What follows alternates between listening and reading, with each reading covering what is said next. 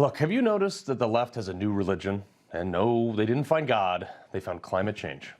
And you can bet the farm on the fact that if they take the Senate in Georgia, they're going to ram the Green New Deal right down middle America's throats.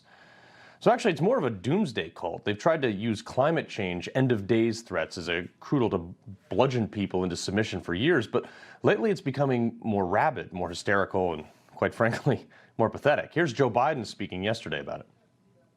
When we consider the most daunting threats of our time, we know that meeting them requires American engagement and American leadership, but also that none of them can be solved by America acting alone. Take climate change, for example. The United States accounts for less than 15% of the global carbon emissions. But without clear, coordinated, and committed approach from the other 85% of the carbon emitters, the world will continue to warm. Storms will continue to worsen. Climate change will continue to threaten the lives and livelihoods, and public health and economics of our existence and literally, the very existence of our planet. Sure, India is going to cut their carbon emissions because Joe Biden thinks it's a good idea. Literally, the existence of our planet is at stake, he says. I know logic and Joe Biden go together like peanut butter and kitty litter, but nothing about what he said actually makes any sense. We're literally the only major advanced country that has cut our carbon emissions. This is in the recent years, folks. So why do we need to join forces with the rest of the world to reduce our own carbon emissions? We're already at 15%, he said it. China's 28% of carbon emissions. Biden knows what he's saying is absurd, or at least I hope he does. So he ends up by saying, basically, if you don't join me, the whole planet will literally die. Knowing that there are people actually dumb enough out there who just will go along with this. Again, as I've said all week, liberals can't legislate on the persuasion of merits. They can't argue the issues. They must appeal to emotion and fear. I'm okay talking about climate change. It's an open dialogue. We should always have that. But I'm only going to talk about the facts, science and stuff. Climate change has always existed since the beginning of time. Now, it would be foolish to suggest that man-made acceleration of carbon emissions don't have some effect. But are we the reason polar ice caps are melting? Probably not. Will we all die in 12 years? No. Sorry, AOC. We were once in an ice age, and now we're not. There were actually 5 ice ages. The Earth goes through these natural cyclical cycles when humans weren't even around for any of them. The fact that our planet has a stable temperature, as stable as it is, it's actually a real miracle. We're a ball of rock spinning 93 million miles away from our nearest heat source and spinning at over 1,000 miles an hour in a vacuum, plus or minus 400 degrees between sun and shade. We get peppered with meteors and little rock debris traveling 45,000 miles per hour. It's a miracle we have any life at all on this planet. So climate change is real. The Earth naturally fluctuates between warm periods and cold periods. It's a delicate balance, and it's been that way for billions of years, long before we were first graced with any liberal arts graduate students. You don't need to fear carbon emissions as much as AOC would like. The truth is, many on the left know that climate change is not a grave threat. I'll get to that in a moment, but anyone paying attention to the way the Democrats operate can see that they only have one play, and they run it on every single issue. Step 1, identify a crisis, make everyone think they will die if they don't go along with it. They did this with healthcare too. Remember? Bernie Sanders, they will die. Step 2, consolidate power by getting people to willingly give it to you in the name of fear. Climate change is just a power grab. Now, Biden says storms will continue to worsen. AOC has also pushed this myth that intense hurricanes are caused by climate change. But according to Forbes, not so true. Listen to this. Many will be surprised to learn that hurricanes aren't increasing in frequency and that deaths from natural disasters are at their lowest point in 120 years. Whoops. Thank you, Doppler radar. We're so much better equipped to handle weather than any other point in human history. The deadliest natural disaster in U.S. history actually occurred in September of the year 1900. A massive hurricane, massive, one of the biggest ever recorded, surprised the people of Galveston. They cut off all communication.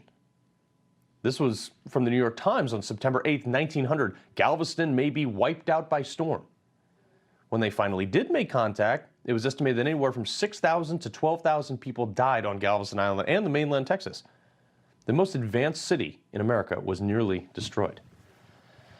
Now, we've come a very long way over the last century, and that advancement has increased the use of machinery, which has increased the use of carbon emissions as one of the prices for progress. We wouldn't have won World War II without it either.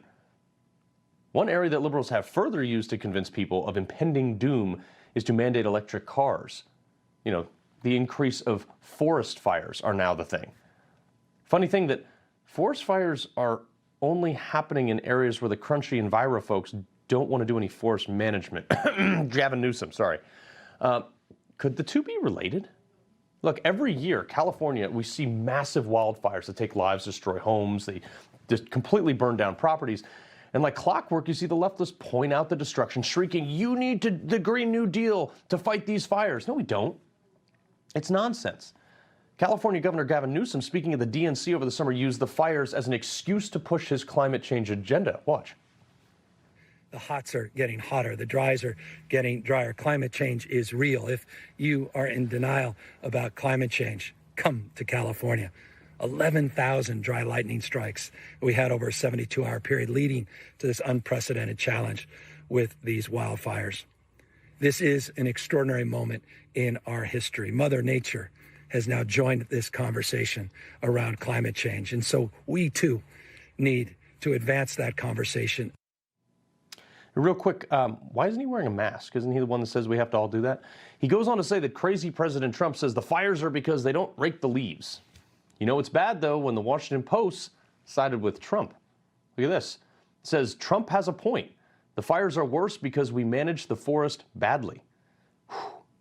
As the governor, Newsom is in a position to actually do something about the forest. But why would a Democrat try to fix something when the problem is far better for his career than the solution? Plus, as I mentioned earlier, the powerful people who do the most push for the climate change agenda are the ones who believe in it the least. Al Gore, aside from inventing the internet, his life post-politics is flying around the earth in a private jet, telling children that all the polar bears are going to die and their homes will be swallowed up by the melting polar ice caps unless we go home and convince our parents to vote for people who are going to uphold the Green New Deal. Watch. If Greenland broke up and melted, or if half of Greenland and half of West Antarctica broke up and melted, this is what would happen to the sea level in Florida.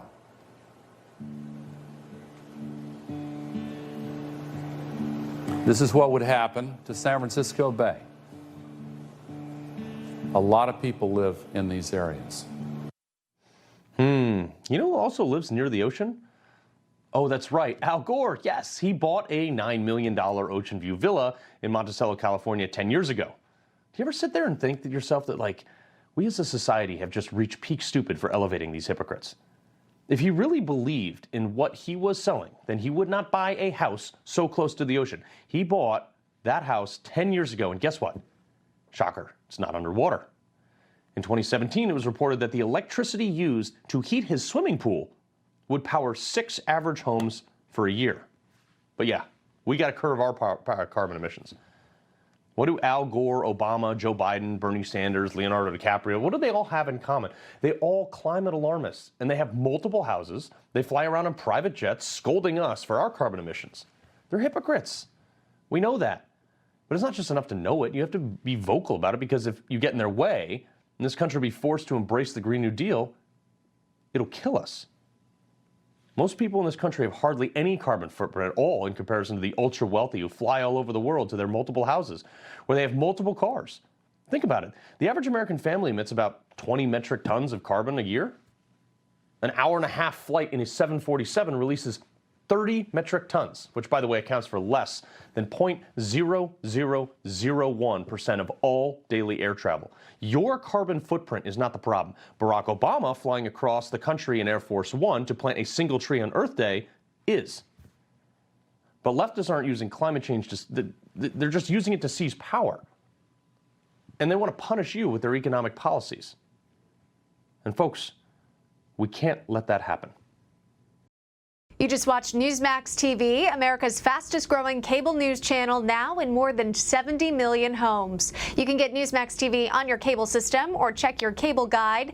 And if your system doesn't carry Newsmax, call them, tell them you want Newsmax TV, because we're real news for real people.